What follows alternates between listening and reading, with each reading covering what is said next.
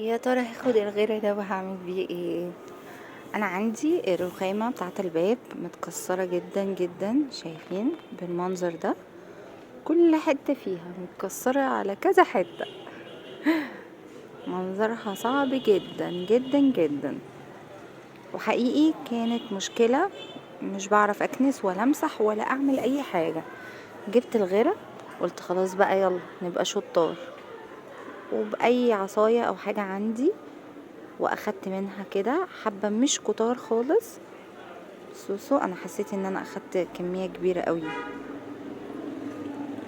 اكيد همسح في العلبة الزيادة. سوسو، وادوس جامد جدا جدا، احاول اطلع اي هوا، وابدأ اكرر الموضوع تاني. مهم.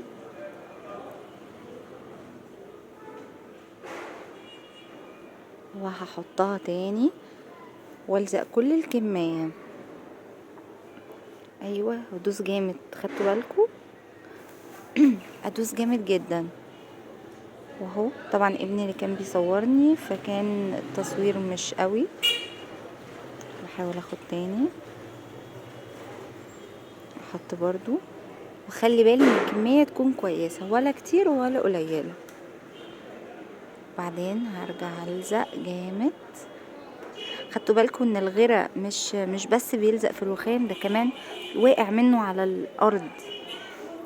وده حلو جدا، هيفيدني ان الرخامة بعدها هتلزق في الارض نفسها، مش بس هتلزق في بعض. هرجع اخد تاني اهو، ودوس جامد قوي قوي اهو.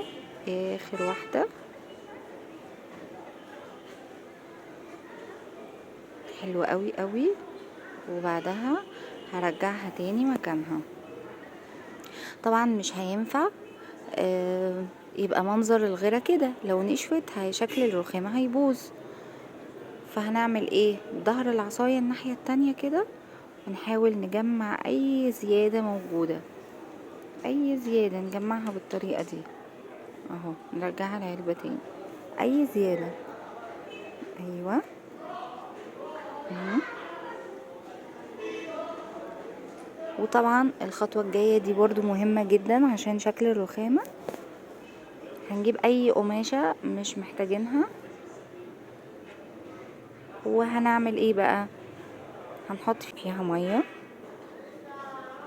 واخلي بالي بقى ان انا امسح كل حاجة عشان شكل الرخامة في الاخر اهو. كل ده امسحه، وعلى فكرة بيتمسح بسهولة جدا، الموضوع مش صعب خالص، لان لسه الغيرة منشفش برضه. يلا يلا، خليكي صبورة شوية اهو اهو. حلو قوي قوي قوي اهو. كمان هبعد الكاميرا شوية واوريكم المنظر في الاخر خالص عامل ازاي. بصوا، هتحسوا ان مفيش حاجة، يعني كأن مفيش اي حاجة ملزوقة اهو اهو. بيتمسح بسهولة جدا جدا جدا. تارارارارا، ايه الحلاوة دي وايه الشطارة دي؟ احلى ست بيت دي ولا ايه؟ اهو اهو. فنان فنان يا ابني، فنان. وبعدين هزق بقى الرخامة وارجعها مكانها. حسيت ان مكانها لسه مش متظبط قوي. حلو قوي قوي. استنيت بقى وسبتها شوية لغاية ما نشفت، وجيت اشوفها دلوقتي. ايه الجمال ده! ثبتت جدا في الارض، مش بتتحرك خالص، والحمد لله سليمة جدا، وشكلها حلو قوي.